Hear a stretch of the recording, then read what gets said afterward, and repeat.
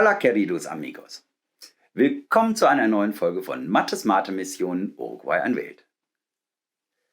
Beim letzten Mal habe ich euch den aktuellen Stand unserer Mindmap zur Planung unserer Auswanderung nach Uruguay gezeigt.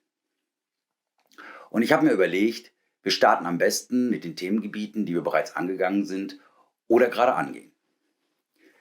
Das wäre jetzt erstmal unsere Reiseplanung im September 2025. Da geht es nämlich für mehrere Wochen auf nach Uruguay. Wir freuen uns schon riesig. Dort wollen wir dann netzwerken, das wollen wir auch schon von Deutschland aus und tun wir auch bereits schon.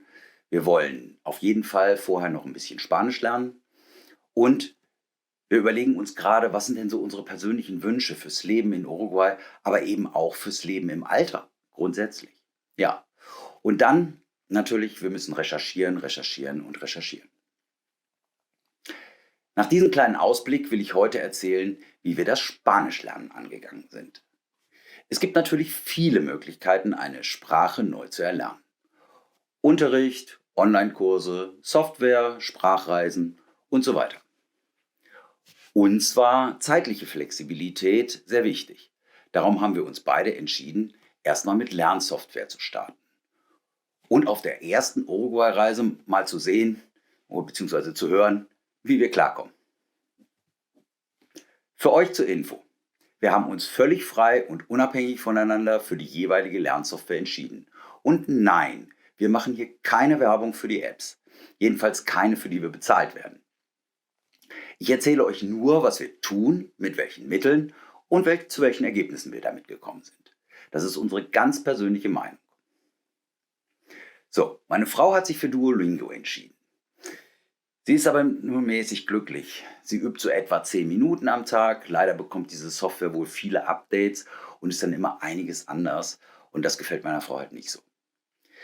Auch, dass man nicht wählen kann, wann man wie weitermachen möchte, stört sie halt sehr. Grundsätzlich fällt es ihr auch schwer, die neue Sprache überhaupt zu lernen. Was das Spanische angeht, sind wohl verschiedene Laute eine echte Herausforderung für sie.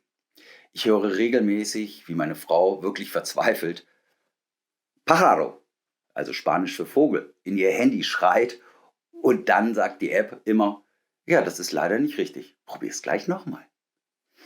Ob meine Aussprache jetzt korrekt war, könnt ihr mir ja in den Kommentaren schreiben.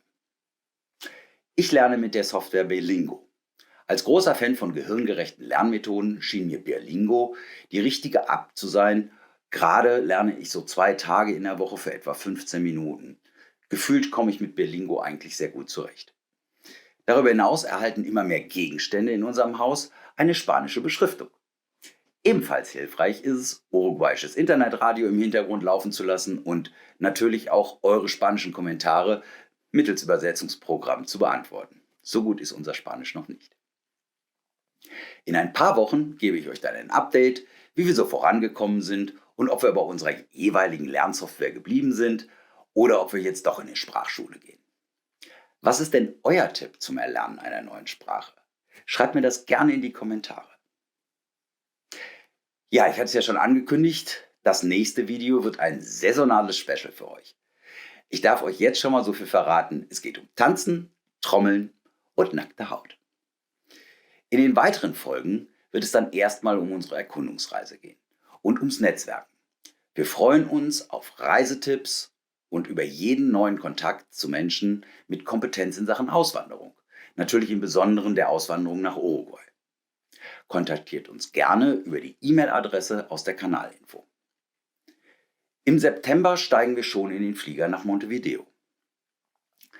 Welche Orte, Städte, Parks, Sehenswürdigkeiten, Landstriche und überhaupt interessante Plätze in Uruguay sollte man gesehen haben, besonders im Hinblick auf unseren Plan, dort einzuwandern. Schreibt uns das auch gerne in die Kommentare.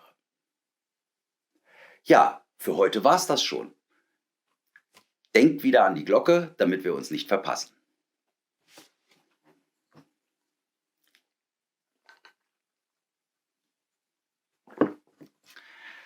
Hasta la próxima. Wenn es wieder heißt, Mattes Mate Mission, Saludos und auf Wiedersehen. Ah, qué la música.